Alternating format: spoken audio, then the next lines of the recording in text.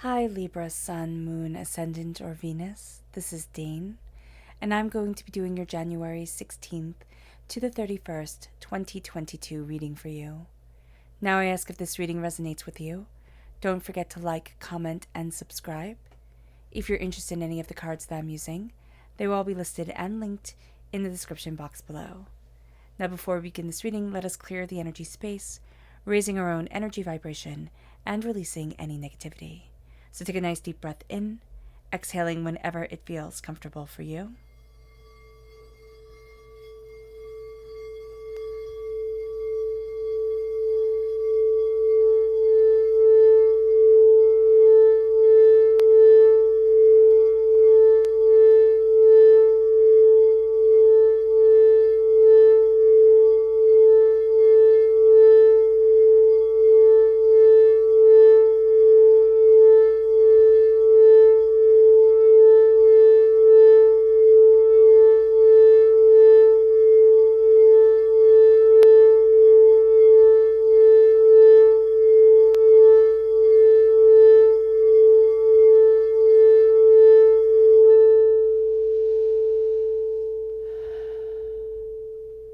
Releasing all negativity from the body like storm clouds. Letting yourself feel calm, centered, and at peace as we enter into this safe and loving space.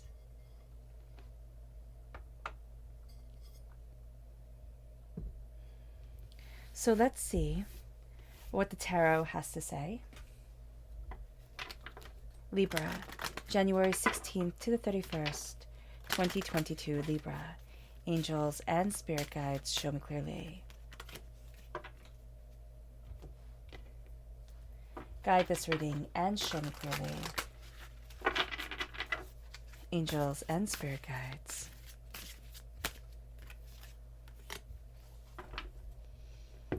Angels and spirit guides, show me clearly.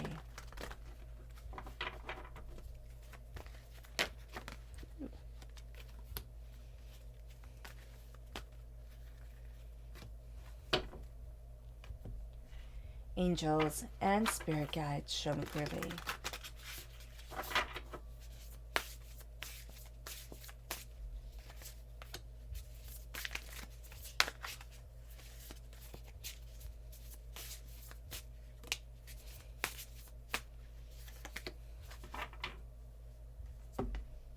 At the bottom is our rooted self. The left-hand side is our inner self. The middle, our heart, our emotional self. The right-hand side, the public arena, the public self. So let's see what the tarot has to say. We have the Magician at our root, and we have the Devil, Capricorn energy, also at our root. So if we have Capricorn within our natal chart, that's coming through very powerfully here at our root. But there's going to be something that happens during this time. The root of this time for us is stepping into our power and stepping out of the chains, which can sound so terribly simple. It's kind of like, who wants to be chained? I can move forward in my energy, in what I want. We're going to find a bit of resistance around it. It's going to be like, okay, I'm moving forward, and then we're going to doubt that we even are. So just be aware of this, Libra. We then have the Ten of Cups. We have the Emperor, which is Aries energy coming through. So if we have Aries within our natal chart, that comes through very powerfully here in our inner self. And we have Taurus energy coming through, which if we have Taurus within our natal chart, that comes through very powerfully in our inner selves. We also have Saturn, Mars, and Venus coming through very strongly, because this is what rules each of these signs. We're also ruled by Venus, so very, very, very strong Venus energy here, Libra. We have the Ace of Wands, we have the Five of Cups, and we have the Eight of Cups. There's a profound ending, the Empress, which I love. I love that we have, oh my gosh, we have the Emperor and the Empress here, so that's a very sacred, very powerful connection coming forward. It is, the soulmate connection kind of like of the tarot coming into play. The king and the queen, the emperor, the empress of the whole entire tarot deck taking their power, like exclaiming, this is my power, this is who I am, this is what I want from my world. And that's going to be a lot of what we're doing. And then we have the Four of Wands. This is the minor arcana marriage card. The Hierophant is the major arcana marriage card. So there's something that we're committing ourselves to. It can be marriage. Yes, most definitely. That can be a very literal interpretation of it. But there's also going to be something that we're marrying to, that we're connecting to. And that's going to be astoundingly profound for us during this time. Now let us see the energy that we need to be mindful of. Angels and spirit guides, show me clearly.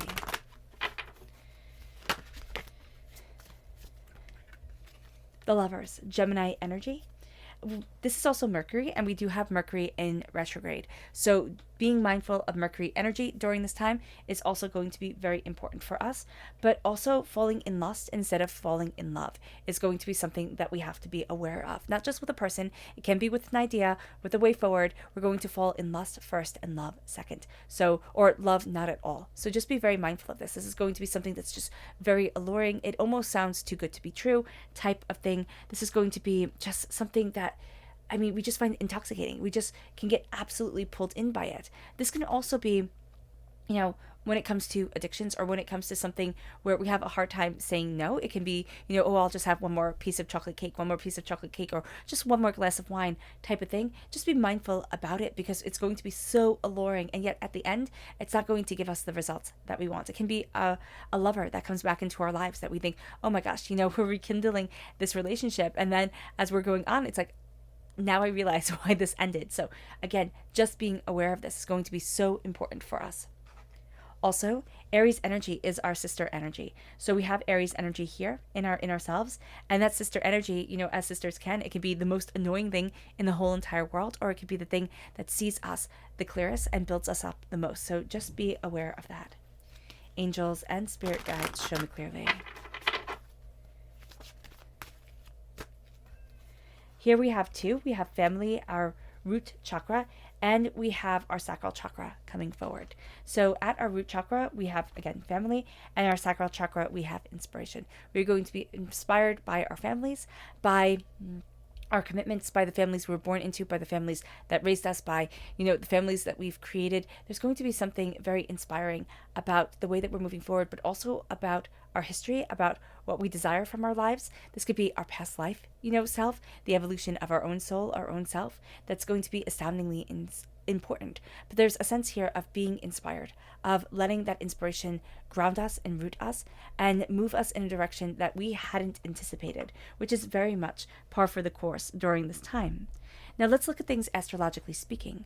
On the 16th of January, we have the Sun conjunct Pluto. And this brings deep and intense emotions to the surface.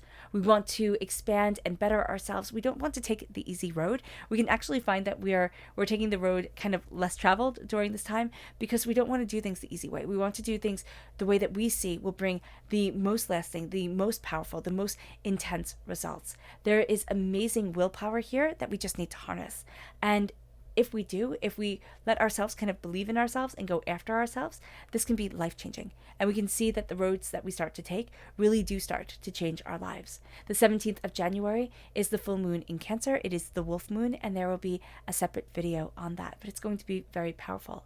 The 19th of January has the 18th of January has Uranus going direct. Now, Uranus has been in retrograde since the 19th of August. And now when Uranus goes into retrograde, it brings inner challenges that echo the outer challenges that we're facing in our lives, in our world. And this has been a time of challenges. Now we're going to start to see things kind of calming down, sort of stabilizing themselves as Uranus goes direct. On the 23rd of January, the Sun is conjunct Mercury retrograde. Now, this is a fascinating aspect and a fantastic aspect for artists or people seeking to create and cultivate new ways of life for themselves. Now, because Mercury is in retrograde, there's going to be some frustration around, conceptualizing our ideas and really seeing them come forward into our waking world. Don't give up on them. This is a time where we need to embrace our words either through, and worlds, either through journaling, talking, greater understanding, really letting ourselves communicate, even though it might be more jumbled than we want it to be because of Mercury retrograde, it is still going to be very powerful. The 24th of January has Mars entering into Capricorn. Capricorn energy is very powerful for us. Mars energy is very powerful for us. This is a day when if there's anything we want to conquer, anything that we want to go after, this is the day to do it. Here we have the warrior energy of Mars and the practicality of Capricorn, which means anything is possible if we set our mind to it, if we don't let ourselves become distracted. On the 26th of January, we have Neptune squared Lilith. Now, this is a powerful alignment. Neptune aligns us with our dreams and our heart's desires, while Lilith has us looking at our darker fears and our doubts. Now, this can make us feel overwhelmed if we haven't faced our fears around our dreams, or even if we have started to face our fears around our dreams. This makes everything just so much more real. But it's also going to be very empowering for us because we're looking at what we deeply want, what we are needing to be honest with ourselves about what we fear, about how we feel overwhelmed. And then all of a sudden it's like breaking down barriers. On the 29th of January, we have the Sun sextile Chiron. I don't know what it is about the 19th because the 19th hasn't come up at all, but just circle that date for you, Libra, because it just keeps on coming up here. So I don't know what it is going to be about that day, but just be mindful of it. Just be aware of it. It's either going to be really good, or no, it's going to be good. It's going to settle certain things. So yeah. So here on the 29th of January, the Sun sextile Chiron comes into play. This aspect shows us the wounds within our strengths, which is important. These are the weaknesses within our strengths, and it forces us to face what we might not want to face because it gains us more power. It gains us more power to say, no, this is what I'm being open with. This is what I'm being honest with. This is what I need to go after. The 29th of January has Mercury retrograde conjunct Pluto. Now, this makes us greatly intelligent and deeply curious. Because Mercury is retrograde, it can also have an overwhelming power of like being too curious about everything and being rather distracted. So just be mindful of that. Again, on the 29th of January, Venus goes direct. Now, this is important for us. We are ruled by Venus. So Venus went into retrograde on the 19th of December and now is coming direct. And when Venus goes into retrograde, it brings a challenging love cycle forward. And as it goes direct, we start to see what we really love, what we really want. The challenges have made us be more open and more honest with ourselves. On the 30th of January, the Sun is squared Uranus. People find us a bit abrupt and provocative. We're going to find other people a bit abrupt and provocative. This is going to be a day of kind of like shock and awe type of thing coming forward. We are astoundingly driven. We want to do things our own way. We need to stand out. Let yourself stand out, Libra. It brings us to the Magician. As above, so below. I cannot tell you how many times the Magician has come up from the 16th to the 31st. This is a time where it can be magical. It really can be magical. It can be so powerful if we start to stand in the power of who we are, if we don't acquiesce to everybody else. And so the Magician comes forward and says, as above, so below. As you believe it, so it becomes, which is an overquoted, statement with the Magician, but it's said in every single book pretty much. It is such a beautiful way of describing it, because as you believe it, so it becomes within your life. Your mind has more power than you know. As we stand before the altar of our existence, as we stand before the altar of our power and ourselves and our essence, we are claiming our elemental gifts. We're claiming what we are naturally born with. And as we are claiming it, if we are doubting ourselves, if we're saying our dreams will never be, we're too old, we're too young, we're too, this, we're too that, we didn't get the proper education, or we don't have the proper training, or, whatever it is that we're going to burden ourselves with doubt, that's going to come forward. And that's going to start to create the world around us as we stand before our altar, as we call forward our power, or we call forward our curses. And so this is going to be a time where we're looking at a lot of the chains that have held us back, a lot of the fears that we have, a lot of the doubts that we have, a lot of the negative personality traits that we have, the negative coping mechanisms, the addictions that come forward. And we're looking at ourselves and saying, no. Now, this could be something as simple, but also as difficult as saying, wow, I watch way too much YouTube. I'm not going to do that anymore. Or I'm way too addicted to my phone, or I'm way too addicted to Facebook, or I'm way too addicted to whatever. I'm not going to do that anymore. And make a concerted effort and fall and fail and, mess up a million bazillion times when you get bored, but then start to stick to it and then start to build that pattern. Say, okay, I'm not going to do something for 5 minutes every single day. And then as we alleviate that, as we purge ourselves from that, and we start to build up better things to occupy our time, that's going to be astounding. That really is. We're going to be replacing a lot of negative habits with a lot of positive habits, or at least starting to think about it, which is the first step. The first step is acknowledgement, and the first step is planning it out in our minds. And so here, there is power to us. There is insight to us. We're cutting through doubts and fears and negativity. We're taking on gifts that we didn't think could be a part of us. We're definitely taking the gift of passion at our heart, and we're feeling it at the root. And it brings us to the 10 of Cups. We're looking at what we love. Now, what we love might not be what somebody else loves. And so here, with the 10 of Cups, this is beauty, this is connection. This is saying, I'm going after my happily ever after. And our happily ever after might not be somebody else's. And that's okay. It is time to follow our heart. It's time to look at our dreams. And it's time to say, what do I want? What is really important to me? What do I desire within my life? Where do I need to be for me? What am I being drawn to at this time? And it can be that we're being drawn to certain things on social media that are, helping to fulfill something that our heart is longing for. But instead of doing it in the real world, we're just watching about it on television. So here, just being very aware. I mean, I have this thing right now where I keep on watching things about people living off the grid or living, a much simpler life. Now, I don't know if I will ever do it, but it's something that's very much calling to me. Now, it can just be, getting out when the spring comes and gardening, connecting with the earth, taking that time. And that will be a beautiful thing. But is there something that's calling to you? Is there something that you're feeling yourself drawn to, and you want to know more about it? I mean, leave it in the description box. What is it that is leading us towards our happiness, or that is trying to tell us something that we're ignoring? Because, it might not just be right now, or we don't see it because we're just clicking on to the next thing.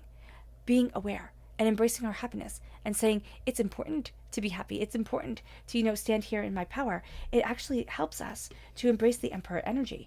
And the Emperor energy is this energy of determination and focus and saying, this is my world. This is what I want. This is where I need to be. It kind of throws things a little bit out of balance. That's why it's our sister sign. It balances us beautifully, but it can also throw us out of balance because we're going to want to harmonize. Libra is all about harmonization.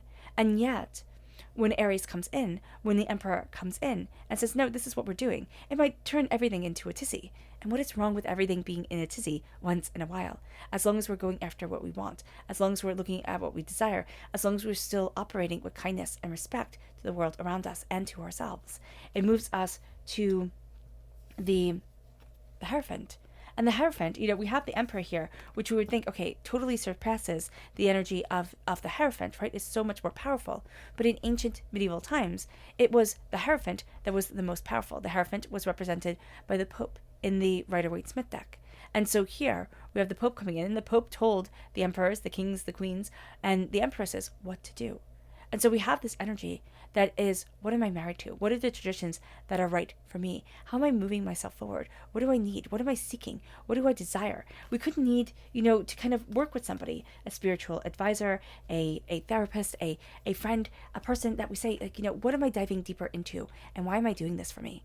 It could be a journal group. If you guys are interested in those type of things and want to see me start something like that, let me know, definitely. And there's just a sense of, I want to dive deeper into who I am, into what I want, into what I desire from my life. And it brings us to the Ace of Wands. It brings us to passion. It brings us to creativity. It brings us to fire and desire. And, God's source spirit saying to us, here I am. Here I am. How are you moving forward in my energy? Here I am. What do you see in me? What do you understand in me? Here I am. And there's such a power to that. And there's going to be such a sense of, okay, am I moving forward the right way? Am I doing this right? Am I embracing my passion? Do I know my passion? As the passion comes in within our heart, if we let it, if we stop looking at all our mistakes and all our misfortunes and everything that has gone wrong, and we start to turn around and say, these are my blessings, and this is my beauty. This is what I desire within my life. This is what I need. That becomes the game changer. And it leads us to the 8 of Cups. The 8 of Cups is walking away from what we once thought we would love. Walking away from something that no longer fits, that's no longer right. And as we do this, we start to step into ourselves, step into what we desire for us, step into our loves and our joys, because there's something powerful in an ending. Sometimes, we stay in things way too long because we're going to want them to work. We're going to want it to work. We're going to think, I can balance this. I can harmonize this. It's kind of like when we stay in a job or a relationship that just isn't right. And we knew it wasn't right. But we're going to think, oh, okay, or we can say to ourselves, come on, stop being so picky. You have to, pick somebody in this world, or you have to have a job, right? So just get on with it, type of thing. And then we just feel we're losing ourselves more and more and more. Lord knows I have been in those relationships, been in those work positions where it's like you just lose yourself and you think you're making something bigger out of it. But it is big within your heart, within your life. It's squelching your soul. And how can we let that be? So this is going to be very powerful for us to be able to say, no, I walk away. No, I choose me. No, I connect with me. And it brings us to the Empress. And the Empress says here, loyalty, beauty, harmony, abundance, grace, fertility, love, nurture, beauty, art. It brings us to the creation of ourselves. So here we're claiming the power. We're saying, I have every right to this. And then the Empress is that sacred mother energy. This is the sacred father, right? This is the sacred mother. And we're going to see ourselves, going after our passion, going after what we desire, giving birth to what it is that we want. There's such a focus to us. There's such a ferocity to us that it can be quite overwhelming. We might think, oh my goodness, what the heck is going on here? And it's us stepping in to us, gaining our power, gaining our insights, gaining our ideas, and saying, this is what I want within my world. In the public arena, we're going to be saying to ourselves, this is what I want from my world, from myself. These are the ideas that I've been nurturing within me for so long. How do I give birth to it? How do I let it be part of this waking world? And it brings us to the Four of Wands. And the Four of Wands is creativity and union and freedom. And there's such beauty in the freedom of connection. There's such beauty in the union of ourselves. This could be with another person. This could be with just simply the sacred masculine, sacred feminine energy within us. And as we let ourselves shine, as we let ourselves, stand in our glory, stand in what we want, we're starting to say, this is me, and this is where I need to be. The Four of Wands is celebration. The Four of Wands is learning how to celebrate us. The Four of Wands is new job opportunities. It can be moving house, but it can be even just thinking about it. It can be starting to lay down the foundation. We might do this 5-10 years out, or less, of course. And as we're setting down this foundation, we're stepping into ourselves. We're stepping into what we need, what we want, what we desire, who it is that is guiding us forward, and that's us. It brings us to our subconscious energy to be mindful of, and that is the Prince of Pentacles. The Prince of Pentacles is being mindful of people hiding their words around money, hiding what is important to the foundation of our own security. So be aware of that, especially in business matters or in certain things where we think, okay, the money's all settled, and this is going to be like, no, it's not. So just be aware of that. Just be aware of people being sneaky or not getting the full story because we hadn't asked the exact right questions. It leads us to our chakra energy, which is rebirth. This is the root star chakra located 6 inches below our feet. We are reborn into our power, into our instincts, into our understanding.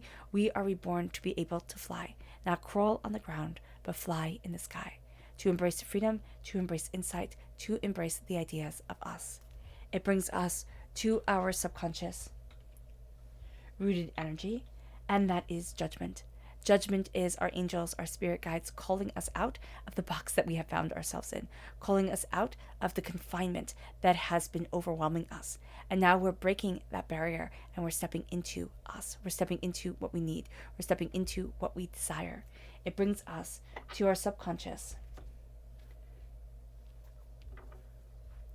inner self, and that is the Empress. I love that. Oh my gosh, it's just reiterating it so much more potently of the Emperor and the Empress coming together, of the passion, of the insight, of the desire to move us forward, of the sense of this is me, this is how I get to shine within my world, this is what I desire, what I want, what I need from myself. And we just have this soulmate connection, this true love connection, this intensity to us that says, I am, the father and the mother, I am the creator, I am the person who stands forward and knows so much more than I ever realized. We are going to be magic during this time. We're going to be so intensely connected that it can be overwhelming. It can be. And the Emperor says, create, cultivate, and set down the roots for others to learn, for others to grow with us. It moves us to our subconscious emotional self, and it's the Six of Pentacles. We need to be balanced. This is my, what is it? My minor arcana. There we go. Justice card. So this is you in the minor arcana. And what this is needing to be balanced, needing that harmony, and needing to say it needs to be fair. It needs to be just. And it's the give and the take. It's the reciprocal altruism. It's the understanding of ourselves and our desires. It's looking where one section is giving too much or one section is taking too much, where we feel drained, where we feel overwhelmed. It brings us to our subconscious public arena self, and that is the High Priestess. And the High Priestess says here, sacred, dreams, wisdom, inner voice, spiritual world. We're going to start to see the veil lifting from our eyes. We're going to start to see our third eye opening and opening and opening, until we're surprised at the world that's around us, until we're surprised at what we are actually seeing and feeling and how it is guiding us. And this is going to be a time for us. We're seeing us more deeply, and we're seeing the people around us with much more openness, with much more honesty, much more deeply, much more intently than ever before. And the High Priestess guides us. The High Priestess says, walk this way. See these dreams. See what is desired. And listen. Listen, because the knowing doesn't always come from books, doesn't always come from a logical place. It can come from an instinctual place. All right, Libra. I hope this reading has resonated with you. I wish you nothing but light, love, peace, and happiness. May harmony always be with you. I'm sending loving, healing energy to each and every one of you. I love you all, and stay safe. Let's end this reading with a meditation, a clearing away of negative energy, a raising of our positive energy as we embrace the power and the intensity of this time. So take a nice deep breath in, exhaling whenever it feels comfortable for you.